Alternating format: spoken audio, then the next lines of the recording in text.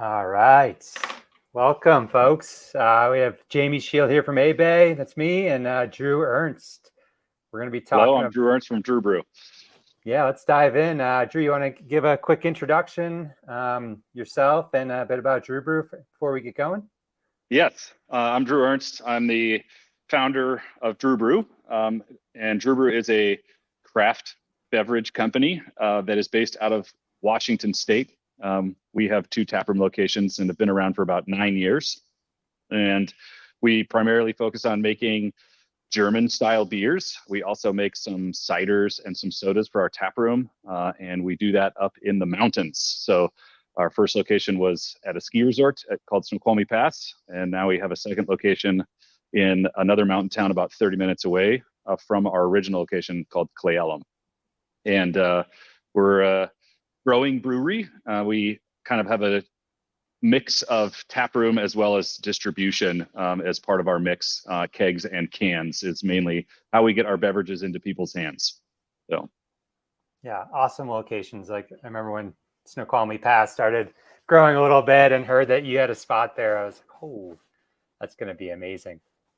Yeah, it's lots of fun having a brewery at a ski resort, but also lots of challenges making beer and blizzards and avalanches and road closures. We actually now make all our beer in Cle Elum, which is about 1,000 feet lower in elevation, a little bit less logistical insanity, and a lot more space. So that's making our life a little easier, but you can still get beers at our original location, and our taproom there is much bigger now because all the space that had the brewing equipment now has seats. So nice. Yeah, my name is Jamie Shield. I'm with eBay Engineers. Started up 3 years ago. Got a background. Dru and I both civil engineers in a former life, and Dru split off, started Dru Bru, and I split off and got more into continuous improvement and kind of cut my teeth in a project with the city of New York and ended up saving them over $100 million a year with these types of things that we're going to be talking about today, which are, scorecards and giving data kind of visual tools and coming to life a little bit is what I'm trying to say. So we kind of use that to grow and build eBay Engineers, which I started as COVID came around in the perfect time of 2020. And we're going to be talking today about some scorecards that we built with Dru and diving in there. So as we get going, toss some questions in the chat.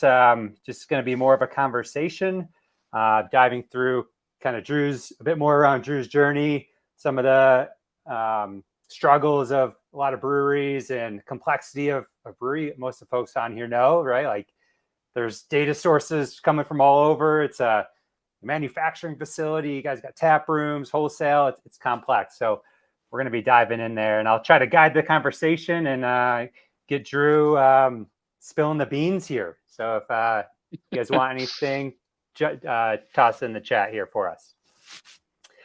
All right, Dru, you want to share what made you transition from being an awesome civil engineer, crushing it, making amazing designs for, I think it was at substations and whatnot, to brewing beer and starting up in Snoqualmie Pass? Yes, feels like so long ago now.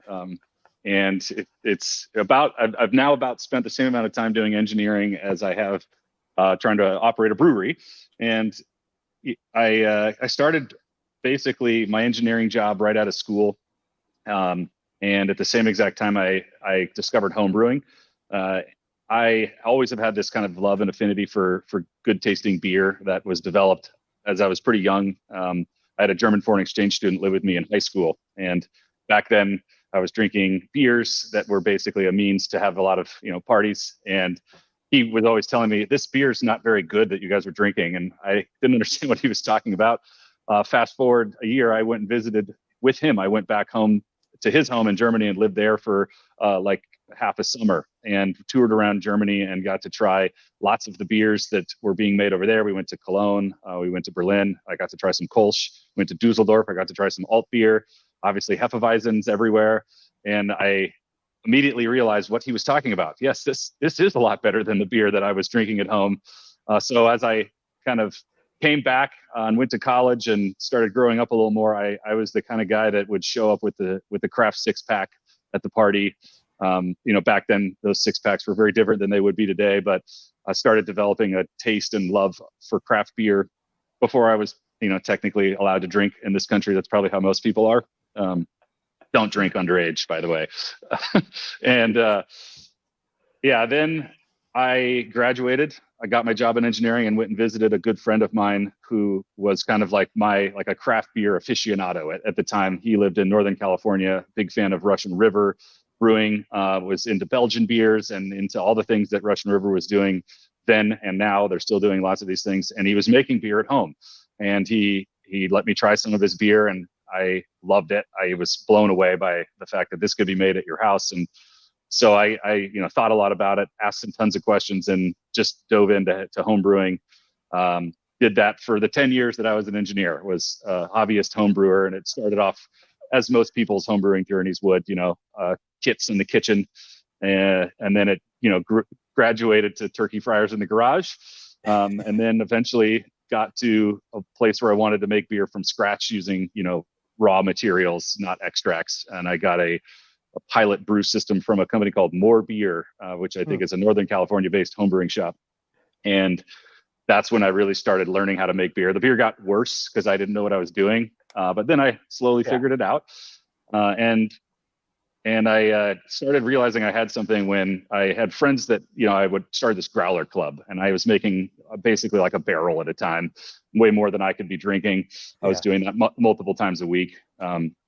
And ultimately what ended up happening was I had a growler club. Friends would come over, fill their beer and leave. And then they would tell their friends, and then they would tell their friends. And then I just started getting random strangers showing up at the house.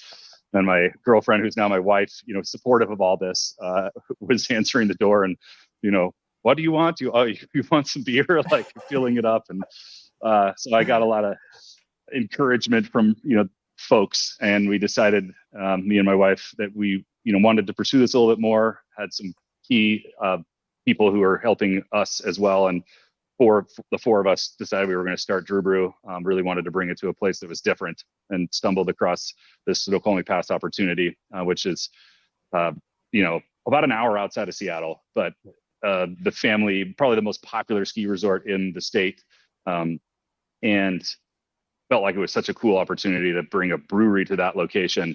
Obviously was naive, didn't know what opening a brewery really meant. So I'm kind of happy that I was naive, because it just made me do it without as much fear as I would have had in hindsight. And, fast forward 9 years now, we've been growing, and lots of stories and struggles to go through. But we're in a good, stable position. I have lots of staff that can help me do everything. Whereas at the beginning, it was, basically the people who started it doing all the different hats and doing everything. Probably a similar story to most people who have been wearing the shoes I'm wearing. So absolutely. Oh my gosh, the amount of hats that you wear along the way. I mean, I would, gosh, if I knew what a struggle it would be to start a business, I don't know if I would do it, but it's such a growth opportunity for everybody. I would highly recommend it. I mean, man, what a story, Dru. Like, so key takeaways, have a German exchange student introduce you to some beer, go tour around. I mean, that's such good learning of just touring other cultures too, and just seeing how other people have been doing it for years and years. I love it. Any struggles that kind of come to mind, kind of getting going? If, somebody's here listening and they're 2 years in, anything that, comes to mind that, help them through a little bit, or key challenges early on? Yeah. I mean, there's so many things that I could, talk about in this situation, but kind of thinking about the direction we're taking the conversation. Yeah. I really feel like at the beginning, most people are thinking about the liquid. The liquid's obviously super important, maybe the most important thing. And then there's the business side of it. And I think that's the part that was the steepest learning curve.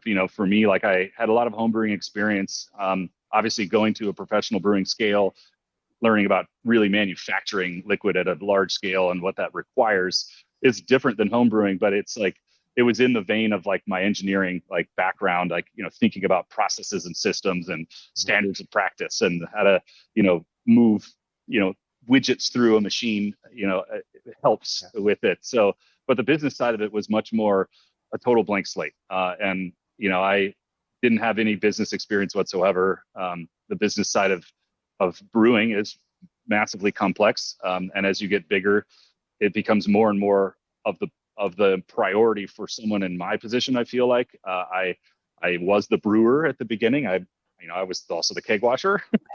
Luckily, I had one of my business partners who took on the role of accounting.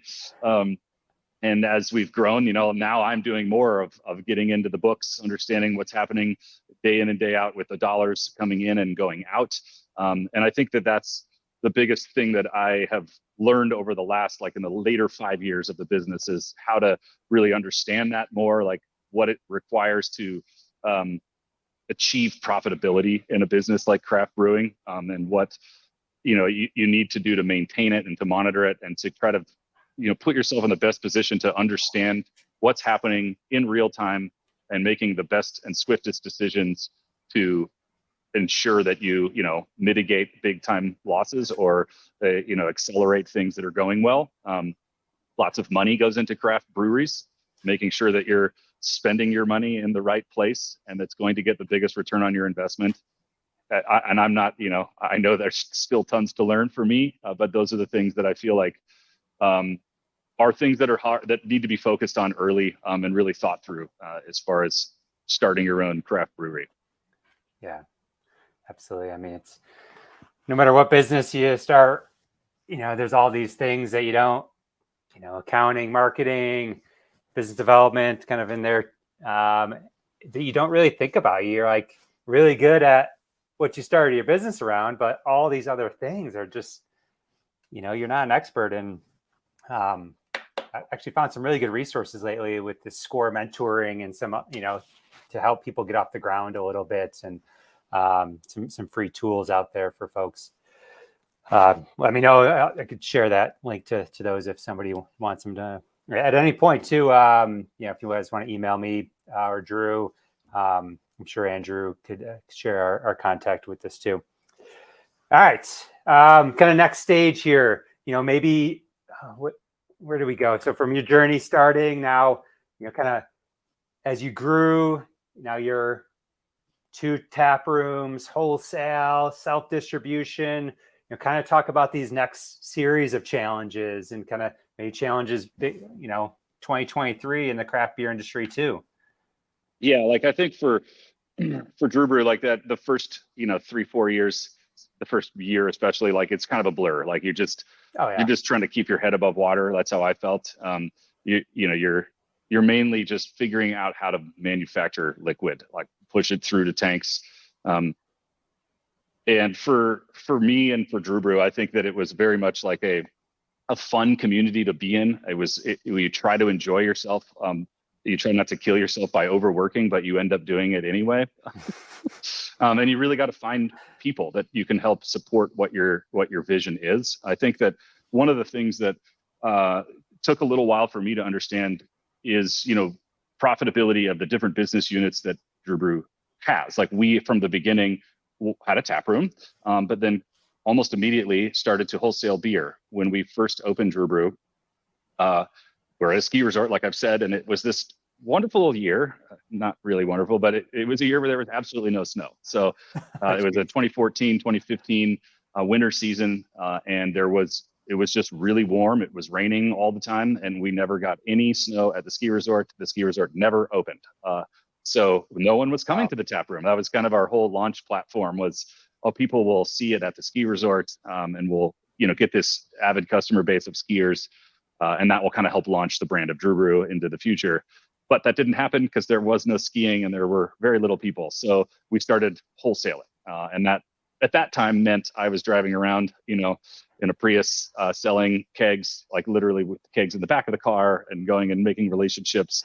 The Prius, turned into like an SUV and then eventually turned into a van. So, and then you start doing that and you realize it's a whole nother business. When you're wholesaling, you need sales sheets, and you need to, think about your margins differently. You're selling one keg of beer very differently to one customer than you would be selling 125 pints of beer to customers in your tap room, and the margins of that are wildly different. And then fast forward a couple more years, we partnered with a distributor.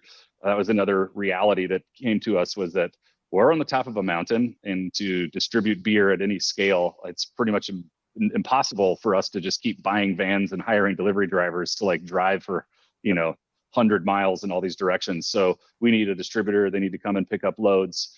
So then we started understanding that world and how your margins get even thinner once you go and you're giving a percentage of that to the distributor.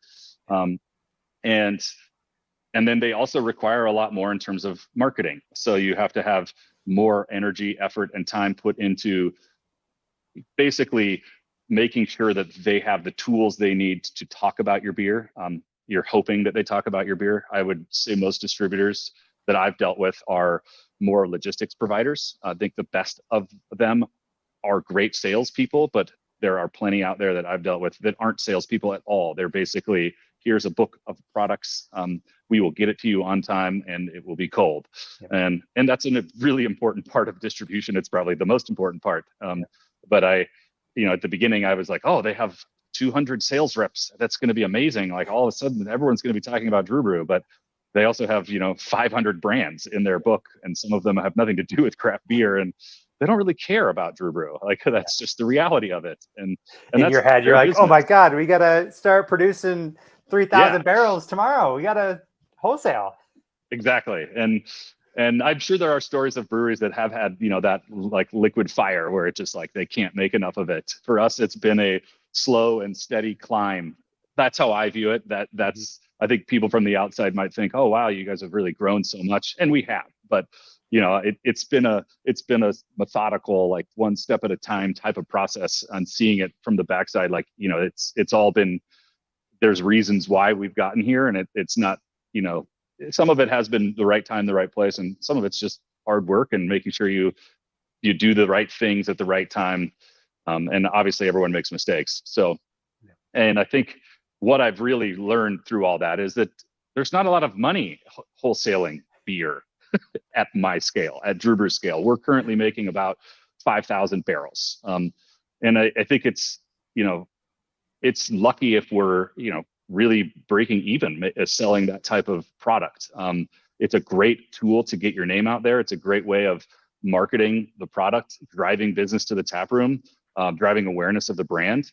And I don't think we're necessarily losing money, but when you really factor in all the costs that go into making the beer, you really start to look at that. And I think that's why it's important to really understand, like, hey, you can go put a ton of money into something like, driving your wholesale business, but until you achieve big scale, I would think it's, 50 to double where we are, that you would start like actually that being able to kind of help pay the bills rather than just the kind of, keep the lights on. And, we're not growing the wealth of Dru Bru through wholesaling. That's mainly happening in our tap rooms. Yeah. So. Yeah. I mean, that's been shocking for me to see that. Like I always thought, oh my gosh, seeing somebody's beer on the shelf at a Safeway here is like, you made it, but yeah, you didn't make any money on that beer that I bought there. Yeah, all right. And I think that's a hard reality that it took me a long time to truly understand it. And that's somewhat of a cautionary tale as well. Like don't just assume that if you have the tanks that you can fill them and sell it all and you can just be 20,000 barrels instantly. Like and looking at where the craft brewing industry is going, I think that was the other question you asked. Yeah. There's some challenges being had, especially in the distribution wholesaling world. Lately, craft has been down and tap rooms have been up. So tap rooms continue to be a great place to have be positioned as a craft brewing owner is driving tap rooms. And breweries that are larger scale that have focused primarily on distribution as their primary profit generator are losing market share. And it's not, I'm not saying all of them are, but if you're reading, Bart Watson from the Brewers Association's macroeconomics, like that's the reality of what's been happening. And so I think it's just another time to focus in and hone on like what is important in the business that you have, and not saying abandon wholesale, but just like, understand what it's really doing for you. Yeah. And you talked about like your vision of where you wanted to go and getting the people to support that and drive towards it. And, if your mission is to have beer in all 50 states, that's one thing. But I mean, kind of what you guys are of Mountain Made and, being in these awesome communities like Cle Elum and Snoqualmie Pass. I mean, it doesn't sound like that's your mission to be everywhere. Yeah. And I think like for me, like I view beer as a regional product. I think beer is best fresh. I think everyone would agree to that. The more that you can consume it in rapid succession from it being made, for 99% of the beer out there is better. So trucking it all over the place, it can be done. It can be done well, and you can have a fantastic beer that's been made 50 states away. But for the most part, buying beer from your local brewery is going to be some solid stuff because it's fresh, it's right there. You get to develop the relationship with that business directly. Breweries do a great job of creating an experience, and I think that's what's driving tap rooms today is creating an experience that is unique, that people remember, that people want to come back to, whether that be a family-friendly brewery or a non-family friendly brewery, or something that's really focused on the craft itself or the ingredients, or that you have killer bands, or you're in an awesome location. There's so many ways to create these experiences, and I think that's what resonates with people today, and what drives the taproom engine is that. And a lot of that experience has to be in the form of the liquid that they're putting in their mouth, obviously. But I view Dru Bru's now mission is like, our wholesale is not going to go away. We want to continue feeding the wholesale, but truly like looking at ways to continue to have awesome taproom experiences, growing the taprooms, possibly adding taprooms, I think is a way to achieve more and more success and more profitability than it is to assume, hey, we want to double our wholesale, add a bunch of tanks, like really get to 20,000 barrels through wholesaling. I think is something that I'm going to let happen more organically than truly try to flood all of our energy into. Yep. Being an avid skier, I don't know any ski resorts that have a brewery at the base. Do you know of any others? Are there? There definitely are some. You live in Colorado, so there really aren't any out there. Like that would be. I can't think of any. I mean, like pretty sure Whistler Village has a brewery. And I know that there's in Mount Hood, Oregon, there is a brewery there that's been around for a very long time. They're basically right at the base of, I think, Mount Hood Meadows, or one of the ski resorts at Mount Hood. So yeah, but it is rare. Like it's not something that, and it's seasonal. So like that's the biggest challenge is like it's kind of, when it snows, when it rains it pours, kind of. When it snows it pours, I guess is how it works for Dru Bru. But then you have these shoulder seasons is what they call them in the mountain towns, and where it's raining, there's no snow, it's too yucky for hikes, so no one's going out and hiking, and basically you're getting the locals. I think that there's 400 people that live at Snoqualmie Pass. It's growing. I think when we first started, it was about half of that, but it's also right on I-90, and that's the other thing that we can do is kind of cultivate the freeway traffic. But that freeway traffic's obviously a fraction of itself in these shoulder seasons as well. So it's kind of these big cycles of, and it's similar in Cle Elum. It's a little different timing, and it's not quite as violent as it is at Snoqualmie Pass. But that's the counter side of putting a brewery in a place like Snoqualmie Pass. Yeah, and I mean, I-90 and the avalanches like shutting down the road and like for safety, and a beautiful day that's going to be an amazing Saturday, and they can't get the road cleaned up in time. Like, I mean, you got some challenges that you've been through, and power outages. It took us. I had beer inside our mash tun, and the power went out, and I think maybe it was in the kettle. I can't remember, but it was in the brew house somewhere, and power goes out, and you're just kind of sitting there waiting, like, is it going to come back on? Is it going to come back on? And then like after about 45 minutes, you're like, this is done. Like this beer is not going to be any good. Like I think this is over. And that was year one for us. The power didn't come back on for 5 days. What? Yeah, Oh and luckily we were not very big, so like we didn't have. I think maybe we had one other batch fermenting, and our glycol chiller obviously didn't have power, and that beer didn't turn out. It got hot and ruined, and so we quickly you realized, well, let's look at how much a generator costs and how big does this generator have to be, and you know, kind of doing the risk benefit analysis of like, well, what if we had 5 beers in all of our fermenters, and you know, there was 150 barrels that we had to dump down the tubes, and so we got a generator, which came in tons of handy. And one of the things that an unforeseen benefit of the generator is that when the power's out up there, not many people have generators, especially businesses. So all the other businesses, and including the ski resort like lodges, will close, and there's all these people, and oftentimes these people are trapped because the highways are closed, and they drive down and they see like this beacon of light at Dru Bru because we have all our lights on and our tap room's functioning. So it actually, I think, has paid for itself just from tap room business. Not even thinking about that. Now we don't brew the beer there, so now it's just a generator for our tap room, which it comes in handy every year. Every year we use it. Well, speaking of return on investment and data, maybe we kind of steer towards that a little bit more now. Everyone's got a good sense of where you've been and journey.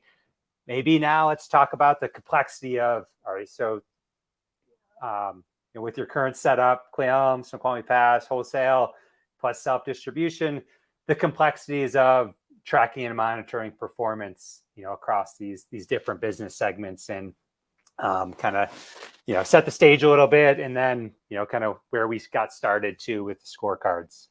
Yeah. So Dru Bru is a business that's mainly held accounting wise in QuickBooks. So that's the tool that we use. And we also use a brewery management software. It's called Ecos. I think there's people who know about Ecos. I've been with Ecos for a long time. It's had its ups and downs. I won't talk more about it, but it communicates to QuickBooks. So most of the information that's in Ecos is coming through to QuickBooks. And so I started realizing before Jamie had contacted me, we knew each other from a long before, didn't know what each other were doing. So, and I was doing most of the things that I needed in spreadsheets. So I knew that I needed to start understanding more in detail than what I was getting out of the tools that I had. Like, how much is it costing me per barrel to make beer? And not just the raw materials that are in that beer, but the labor that it takes to go in there, the utilities, the occupational, expenses of rent, or triple net costs that we have, and how much is it actually contributing to like my bottom line, and really then siloing the business into these different centers. And we kind of have cost centers and profit centers. And the cost center, the brewery, is a cost center. It's not generating any money by itself. All you're making inventory at that point. So all you're doing is spending money to create inventory. And then that inventory goes to your profit centers, where then you sell that inventory to make profit. And so as at the beginning, before we added our tap room, before we really got more complex with our distribution, we just kind of had 2 profit centers, and it was wholesaling beer and selling beer out of our tap room. And then as we added a second tap room and then started wholesaling beer as well as distributing through distributors, so self-distribution and distributors, they have very different margins. And then having another tap room, then you add a food truck. This is another thing that we've done. You have all these new profit centers, and like at the time, talking with, we weren't really planning ahead in terms of accounting. So what we ended up with is just this QuickBooks general ledger that was like hundreds of lines long with tons of duplications in it. And I was basically exporting all that information out into spreadsheets on like a quarterly basis, and then trying to take data out of Ecos, our brewery management software, about barrelage that we were making over these months, where it was going, whether it was in the tap rooms or where it was wholesale, and what kind of revenue was coming out of those areas, to try to get into some key performance indicators about how the business is operating. And these would be things like, how much my revenue per barrel as I wholesale on average. I'm not thinking about the granularity of like one style versus another, but just on average, what am I doing for, how much is it costing me per barrel to manufacture kegged beer? And then once we started canning beer, what's it costing to do the same thing canning the beer? And it was effective. It helped me understand. It got me to a place where I learned that this was really important. But what I also learned from doing all of this is that I could spend hours, days, weeks inside these spreadsheets. And being an engineer, I have that like part of my brain that I try to like turn off to some degree, where like I can get lost in the spreadsheet and just like stop remembering what I'm actually trying to accomplish. And I'm just like now in the spreadsheet, like making it perfect. And so that's a spin that happens. I think it would happen with most people who are in there. And so I started realizing like I need a better tool. I need a tool that can do this for me on a real-time basis. Once a quarter is not enough. I want to see this information all the time. I need to like see it almost in real time to allow me to make better decisions, to allow me to realize, this is a new cost that's coming in, or something that's it's escalated. Like the price of this has gone crazy. And it's easy to like think, I know that this has gone up because I'm paying for it. But it's sometimes as you get so many things coming and your business gets bigger and you're not the one who's like seeing all of that it can be done without you really noticing it. And as everyone realizes today in the world, that everything's more expensive, like a lot more expensive. And so this is even more important now. And I view today like my biggest job is tracking our spend. Like I'm more concerned about our expenses than I am about our income. I feel that expenses are the biggest tool for me to achieve profitability. Sales is massively important, right? Got to have money coming in. Yeah. I have more confidence in like my staff's ability with the experiences that we've created. Like they've become pretty much experts in creating fun experiences, having these fun weekends. Like they've done it before, and we know how to reach people. We have a robust marketing platform that my wife has helped build, and we really attack and bring people in. And I know that that's something that takes less handholding or less oversight from me today, but spend is something that can just run wild. It's so easy for it to get out of control, and you can just spend every dollar and then some that you make in a brewery easily. And there's every day, my inbox and my phone rings and rings and rings with people trying to sell stuff to Dru Bru because they all know that breweries spend a lot of money. And so that became something that I was like, I have to have a tool that can help me do this. And I think that's when Jamie and I started talking, and we started talking about the idea of building a scorecard that we're gonna talk a little bit more in depth about and show. And what I was gonna do next is just talk about the housekeeping that I felt like needed to happen on the book side. Perfect. Before. Okay, so when we decided we were gonna do this, he's the master of the world of data, and so I appreciate it. I was an engineer, so I'm pretty good, and then my skills pale in comparison to Master Jamie over here. Thank you. And we both should have PEs next to our name, right? Like, yeah, that's true. I still have my professional engineering license. Yes. Luckily, there's no continuing education requirements yet in the state of Washington, so all I got to do is pay the state like $200 every 2 years, and I get to keep my license. There we go. Yeah, is there an engineer, professional engineer here at Dru Bru? Yes. Yep. I don't know why I can't get rid of the license. It's like this safety blanket. I still have that piece of paper that says I'm important. So. All right. Sorry to sidetrack you. Yeah, you're good. You're good. So, as we started talking about it, we realized like I have to get the books in a better place so that the data that's coming out is more streamlined, in a better position. And we switched over to, we still use QuickBooks, but we started using I don't know how new it is, but we started using classes in QuickBooks. And that was something that really allowed us to just really narrow down the amount of like lines in our profit and loss statement, was to use classes. And the classes, it basically, instead of going like a mile deep on this, you were able to go wide as well. And so you'd have something like draft beer sales, and then you'd have this tap room, this tap room, this tap room going this way, rather than having draft beer sales for this tap room, and then draft beer sales for this tap room, and then draft beer sales for this tap room. And that was a big effort. And that's the first place you have to start. And it's really important as you're a younger brewery getting into this more, like, to think about the, future proofing your books. Like your books are so important, right? And you could talk to my business partner Craig about what we've started calling forensic accounting, where like things just get out of control, and going back in time, trying to learn about what is this, what is it from, what should have this been. It's impossible, basically. So the more you can like understand that and set yourself up for success and set yourself up for growth right from the beginning, you're just going to save yourself tons of heartache down the road. And if you're thinking about getting investors to come in or any of that stuff, like, they're going to need to see clean, good, well documented books that are traceable.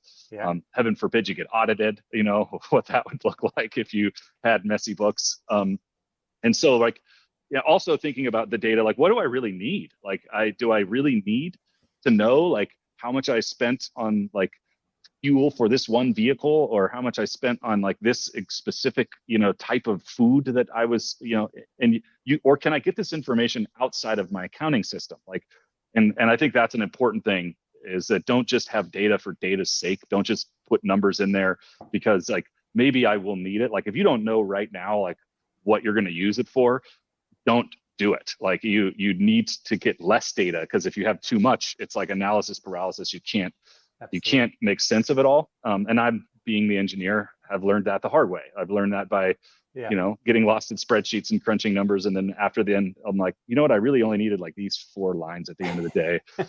So a lot of this process was removing, simplifying, compiling things, getting them to something where you have less than 100 lines in your profit and loss statement.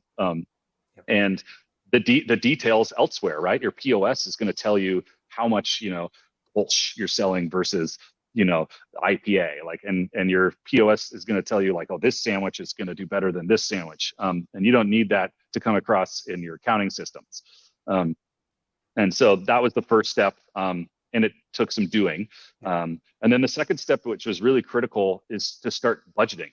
I feel like budgeting is something that is really important. You got to set yourself goals.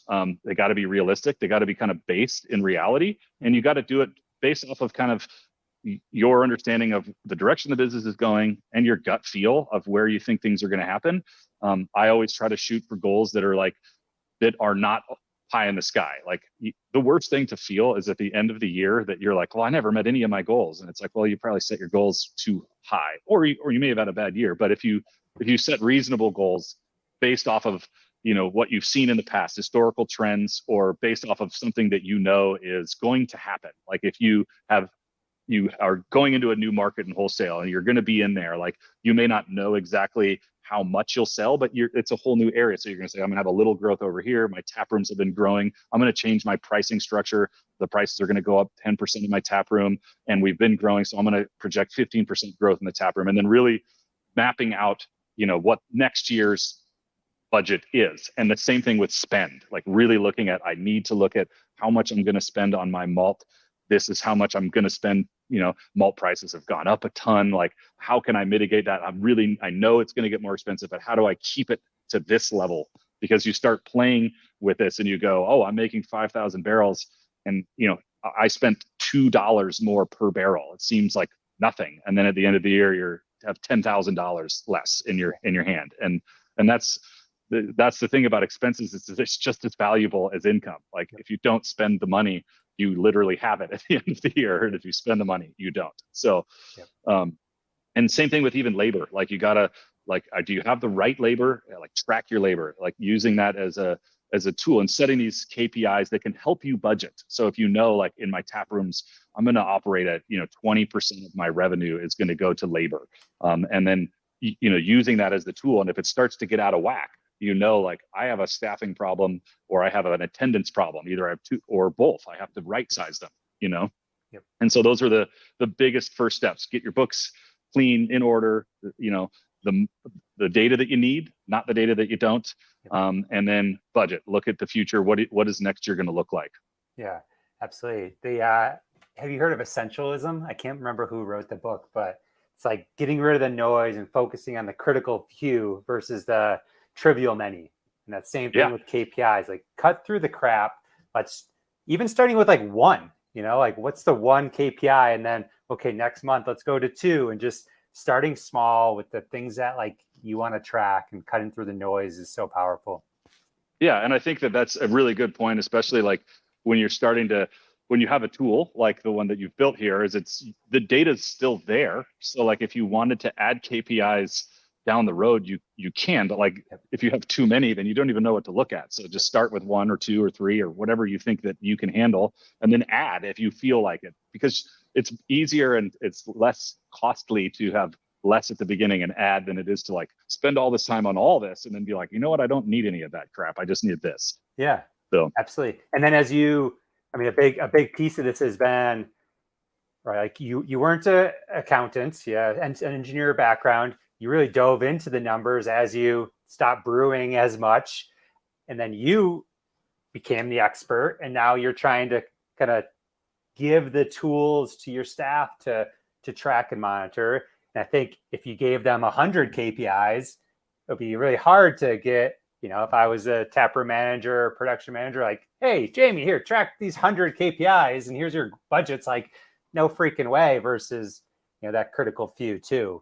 Really. Absolutely. And I think something you hit on there was part of this exercise for me was I was the one looking at all the numbers in the books. Yep. Like obviously my business partners were as well, but the frontline leaders of the company, the taproom manager or the production manager or the sales manager for wholesale, like they're not looking at, like, they're looking at their own numbers, but they're not looking at like the financial data in detail, like digestible. I'm not giving them access to this huge P&L.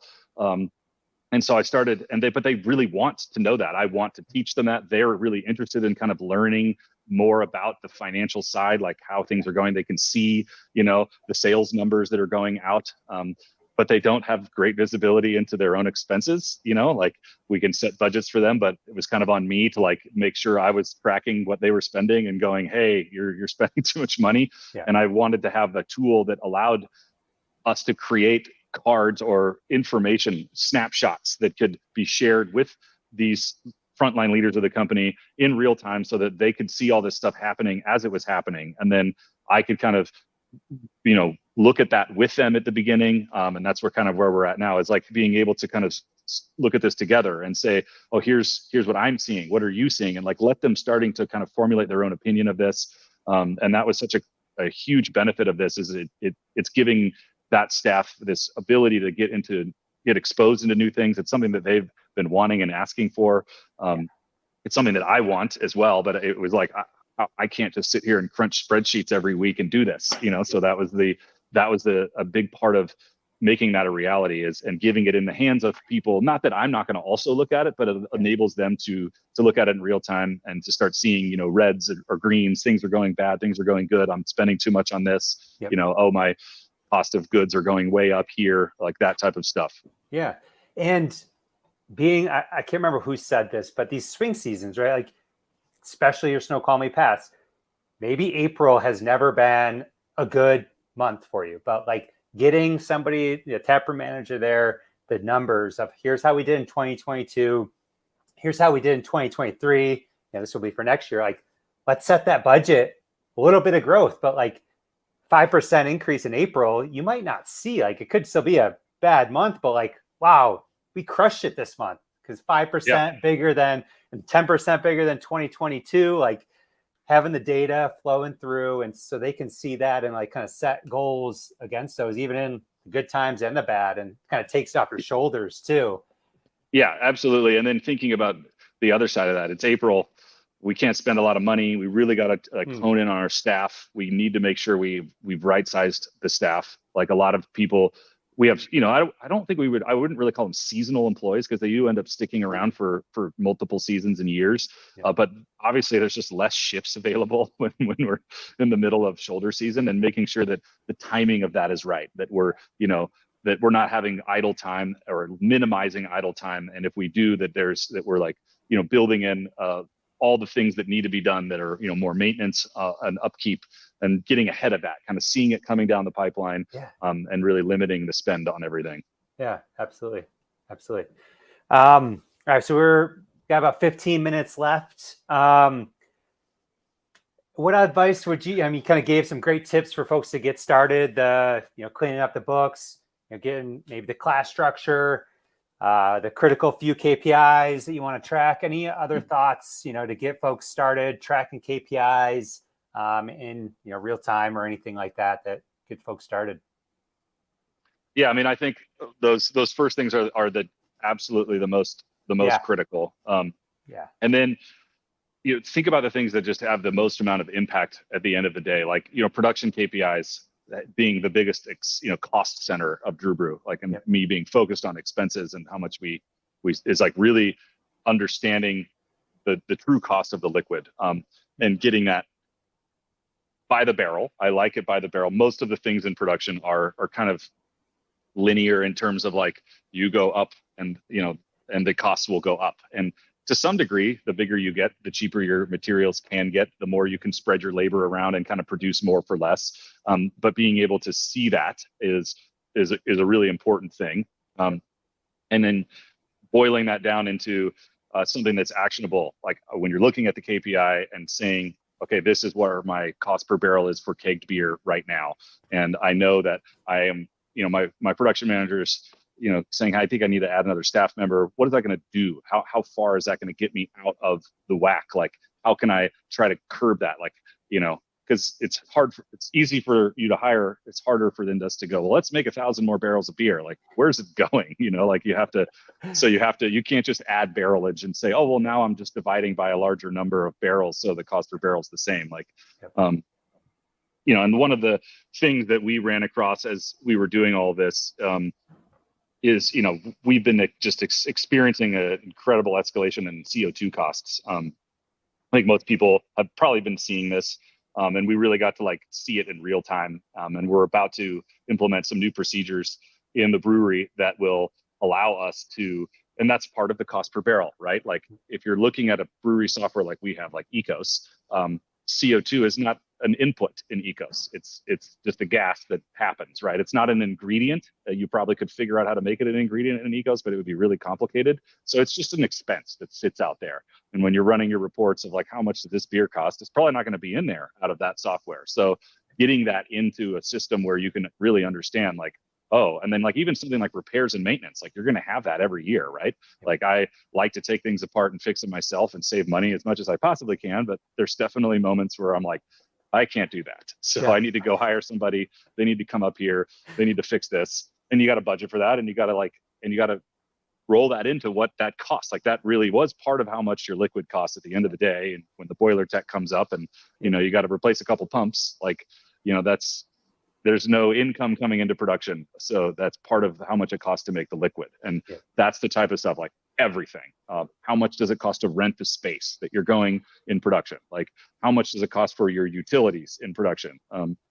Even like the trash that you're dealing with. Hopefully you're not spending money to get rid of spent grain, but 100% of every expense that you have should be considered when you're thinking about how much does my liquid cost. And labor is a huge part of that as well. And then boiling that down into, different groups that you can play with. So like raw materials is one big group. I can try to get, better utilization of my hops, or I'm going to try to, feather in some grains in this recipe that might be a little bit cheaper, because the grains, we import a lot of grain from Germany, and that's gone up just incredibly over the last 2 years. So, and now we're having to evaluate, how does my beer, is it going to taste a lot different? So obviously you have to make decisions. For me, it's liquid first. Like, I'm not going to sacrifice the liquid, but you have to start thinking about, how can I do the best I can and, keep that dollar per barrel that I need, while not sacrificing the liquid, and playing with ways to do that. And you have to know those numbers to get there. Yeah. What did we end up settling on? Like, your cost per barrel coming through materials. Yeah, and that's kind of split into packaging and kegging. And kegs is basically just the liquid, right? And packaging is the liquid plus the packaging materials. And so that's like the raw materials. I think we had a labor is the other one. And that one's all labor costs. It includes the hours that you pay, the benefits that they get, anything that you're spending on labor would be included in that, payroll, taxes, et cetera, et cetera. And then I think we had two other ones. One was like a kind of expenses by barrel. Yep. And that included things like the CO2 costs that we were talking about, the repairs and maintenance costs that we were talking about. And then there was a occupation or like rent. And that was basically taking the square footage that are, that we're allocating to production. We have a facility that duals, right? Some of our facility is used as a tap room. Some of it's used as a brewery. It's probably similar to lots of people, but the square footage of those facilities. And you could try to get your best on the utilities. Like, if you have a giant natural gas boiler and then you have like 2 heaters, like, that the vast majority of your natural gas bill is probably going into making beer and not going into the 2 heaters. So you can take some educated guesses on that and say, okay, 75% of my utility costs of this facility, 70% of my square footage are going into that cost. And then those are kind of the 3 silos. And then really, like, at the end of the day, you come down and you say, okay, all these silos, are they all adding up to the same amount that class is showing me of my production class, which is one of the classes that we have. And that's how you're kind of balancing. Yes, 100% of all of the things that go into this have to show up. And even to the point of like quality control beer, like we've set it up so beer that we're actually using to do quality control, it adds up over time, and that's now actually hitting the production, and it's done automatically. I don't have to do anything or think about it. It just happens. Yeah. So in the end of the day, you're able to take the 5,000 barrels you sold, times it by the cost per barrel, material and non-material, and it should come up to the overall class, the cost center of production. Exactly. Yeah. And then if you have different products, you can get, like for us, we do make cider. And so it was important for us to see like, well, how much does cider cost per barrel versus just beer, like normal beer, or even barrel aged. If you have a big barrel aged program, like obviously that's a way different cost, like, per barrel than something like, Pilsner. And we also make soda. So we actually have 4, liquids that we're thinking about, which made Jamie's life even harder as I complicated it. But we started with beer because that was the most important. And as we got comfortable, like we were talking about, I said, how about we add this and how about we add that? And as long as the data's there and it's organized as it was, then it's not overly challenging to then get these numbers. Yeah, and then pulling that from Ecos or whatever your production software is, getting the actual barrelage number for those was a fun task. But so you can kind of get that overarching cost per barrel absolutely number.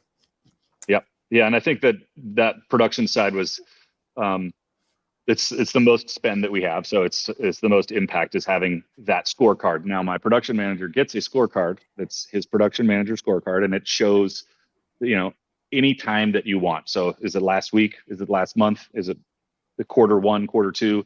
What was your cost per barrel? What was your labor per barrel? What was the expenses that you had per barrel? All of that stuff's broken down. What's your total production? How are you tracking against your budget and total production? And he can see that all happening. And it just gets sent to his email. I don't have to do anything. And then the same thing happens with the tap rooms, right? Like, or our sales manager. And that's, sometimes it's about income. So there's like these, KPIs that we're using, which are basically straight pulls through from our POS, like how much draft beer, how much to-go beer, how much food, like looking at those, what's the percentage, is it above or behind budget? But then there's a little bit more complex, like KPI type of stuff that we're looking at in the tap rooms. One of those is like, labor percentage. How much is your labor versus your sales? Keeping that in the realm that we want. Is it too high? Talking to your tavern manager, like having them kind of present it to you. You don't even have to go get the information. Like they should be coming to you with the scorecard and going like, I'm red here. I'm seeing that I'm exceeding. And I just wanted, what I've done is that we've hired a new person. I've been training them. Like we're a little heavy on labor. I expect next quarter that I'll actually be, doing this. Or say you have an overtime problem, right? And you're paying all these people overtime. This would be able to track that as well. And then we have this kind of expense table that shows like all the expenses that were, that are happening, and the delta between what was budgeted for those expenses and what's actually happening for those expenses. And that way you can see like, I know you wanted to bring that band in last week, but you spent too much money on that band, and now it's way over. Or they can say, oh, I think it was worth it because look at how much more revenue that we did this week over budget, and that actually canceled itself out. And so these are tools now that they have to kind of present or justify what they're doing. And same thing in wholesale. Like we have a wholesale scorecard. It's even bringing in data from VIP. It's really simple data from VIP, just like basically packaged sales and keg sales, and then looking at that and taking our self-distributed volume, which currently is still not in VIP. So we're taking that from different sources and going, we're selling more self-distributed, and locally most of our volume is going out to the distributors, and how much you're spending. I took a big trip over here this week, but still I'm under budget for the month. How am I tracking versus the month? POS spend, all that type of stuff. Yep. So yeah, a couple more minutes. I don't see any questions. Andrew, let me know if I'm missing something. I think lastly, I want to touch base on the allocating the cost per barrel appropriately to like wholesale or that draft beer that's being sold in Cle Elum, and able to see the true EBITDA by class. I know it's kind of something new we're rolling out right now, so I don't know if you see any benefits yet, but has any takeaways around that? Yeah, I think that once we started getting there, I then started going, I want my own scorecard, what's happening at the whole business level, the macro scorecard. And that was really profitability that came into it. And so profitability by location or by business unit. And how we would do that and it really has proved to be super beneficial. You can truly see, how your tap rooms are performing versus each other, and how wholesale's performing, what's contributing to basically your profitability at the end of the day. And it was about taking, these allocations. So how much volume is going to your tap room at location X. So, and how much your cost per barrels are at those locations. So then now you can actually see in the tool that's been built that, we're spending this much, all the labor costs to make that beer are in this liquid, and we're allocating that. And so at the bottom line, this tap room's doing X, this tap room's doing Y, wholesale's doing Z. And it can help you make decisions about what you want to invest in. Should we, think about a third tap room, or should we, think about expanding to a new state? What's going to make Dru Bru the best return on their investment? What are the things that have proven to be successful at this tap room and versus this tap room? How much should I be paying in rent? So awesome. Looks like we may have a question. I don't see one. He says he could ask Drew if he can shiny examples of decisions he's made because of the info he's seen on the scorecard. So the most recent that I have that's an example of this is we have a linens service provider here in Washington State, and they are a company that basically does your bathrooms. They bring you linens, and they bring you supplies, toilet paper and soaps and blah blah blah. And I, through this tool, was able to see that line item in the expenses versus the budget in real time every week, every month, and see, wow, these people are, every month it's getting more and more expensive, and we don't have more toilet paper. What's going on here? And so we made the decision that we basically brought these guys back in and kind of read them the riot act, and it really helped curb that spend and got that back down into a normal level. We actually started, they're kind of like a fulfill model. So it's they just keep bringing stuff if they think you need it. So we actually started buying stuff and just putting it on the shelves where they would think. And that really helped them not just show up randomly and deliver, because that's just in their contract. So ultimately, I guess the decision that was made is spend less money on Syntax, but I didn't even know we were overspending. I said the name of the company. I probably shouldn't have, but yes, I did. So that was one example. And there's lots of other examples that I could tell, especially in production, with different costs per barrels that we're looking at. And the CO2 is another example of that, is how do we try to get that down? Yeah. And, we'll close up here in a second, but I think a big benefit too will be able to, or the ability for you to budget for next year, and how hopefully goes from days, weeks of your time pulling from all these sources to now it's, okay, you want to take 2022 data and increase it by 10%? Boom, now we have every day, okay, or just summer, let's do the same in winter. Winter is going to be slow and the data is right there. So hopefully it goes from pulling your hair out to a collaborative, easy process with you and those key stakeholders, whether it's taproom manager or somebody that you can make those decisions around budget together more easily. Yeah, I'm really excited about that. Like, I think getting it, there's a few like tools you can like play with. Oh, I want to do it by the per barrel, or I want to do it as a percentage of growth, or and I think that I'm excited about bringing that to life and even being flexible as the year goes on. Like, you're going to set a budget up 12 months in advance in some instances, and then you're going to realize, oh, it's a killer winter season, or skiing's more popular or less popular. I need to like rebudget, and then being able to like be nimble, because you don't have to then go back into the super spreadsheet and think about what you did 12 months ago. So that's the next stage of this thing, is being able to establish these budgets and adjust these budgets as needed.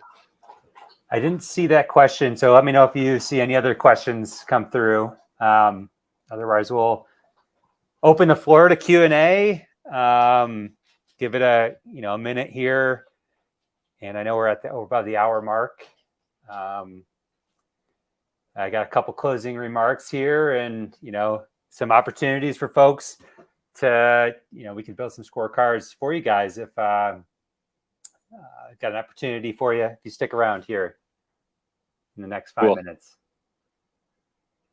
Yeah, it sounds like we've been advised to head to the closing remarks. All right, closing ceremonies. Yeah. No, Dru, this has been great. I appreciate your time and the story of Dru Bru. And I didn't realize that the German exchange student that lived with you, and you were the guy bringing good beers to the party at Gonzaga. Like, that's awesome. Yeah, like the cool part was that my German foreign exchange student actually came here like 2 weeks ago. No way. Actually, he's in the States right now. He's flying back tomorrow. I'm going to dinner with him and his whole family tonight. So awesome. Really cool. And I got to like take him on a tour of the brewery and, bring him and have him try the German beers. And it was just fun to do that. And I kind of see the full circle. And it was hard for him to like grasp like, the importance that he had like in all of this. And I was like, even trying to explain it to him, and I think he was like, "Oh, you're just saying that," Yeah. It's also funny because he hasn't been in the States for a long time, so now his English is perfectly fine, but it's definitely not where it was. And I remember when he lived. I grew up in Central California. We used the term "hella" all the time when I was growing up, and like that was like his favorite word. Like as he left, he spoke like a true Northern Californian by the time he went back. Oh, that's great. Yep. Awesome.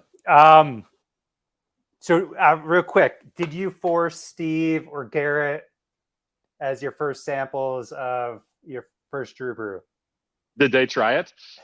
Yeah, I'm sure that they definitely were there from early stages. Steve was such a big part of the beginning parts of Dru Bru as well. Like that brew sculpture that I got from More Beer, Steve like really like basically financed that for me. He was like, I want you to do this. I think you got something here. And awesome. So I can't really, I actually should reach out to Steve. It's been a long time. Yeah. So as mentors that we have early on in our careers that, he was awesome to help push, us all in the right direction. So that's totally. And like everything much beyond beer too. Like he was such a great person professionally, like, got me to a place where I was even capable of doing some of the stuff that I'm doing now. And so I owe a lot to him. Yeah, that's great. So don't hesitate. What's the best way to get in touch? Don't hesitate to get in touch with us. What's the best way to, stop by Dru Bru, or what's the best way to get in touch with you, Dru? Yeah, it's a good question. Usually I hesitate to give out all my contact info because of all those people who want to sell me stuff. They're like ceaseless. They never stop. Swing by. Yeah. You can see if you info at Dru Bru. And if you're like, in the brewing community, if you're a brewer, if you're in the, doing anything in brewing, like I'm happy to talk with you about stuff, right? Like, So, but yeah, that will get to me if it's an appropriate thing to get to me. Then it would get to me, or stop by either of the tap rooms. Obviously, I'm here more often than not. So those would be the best ways. Stop by, get some awesome swag, some great German beers. Join the Brewski Patrol. You can see my shirt here. That's our original Brewski Patrol. One of my favorite hats, or my favorite hat, the Dru Bru. Also, you can get in touch with me. Same thing, info@a-bay.co, and reach out, questions, and a limited time offer for anybody that's stuck around. Email me at that and say CBP20, and we'll give you 20% off any scorecards we build for you. So please get you on your journey to tracking and monitoring profitability in real time for you, and realize these benefits that Dru has. So appreciate it.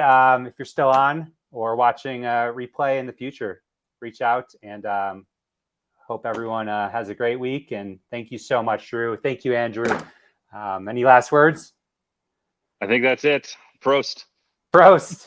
Yeah. All right. Go and get some good barrel aged Streak Alt, or what's your barrel aged? Alt. Yeah. We do have a barrel aged Streak Alt and a barrel aged Doppelbock, which are pretty killer. So so good. All right. Thank you, everybody.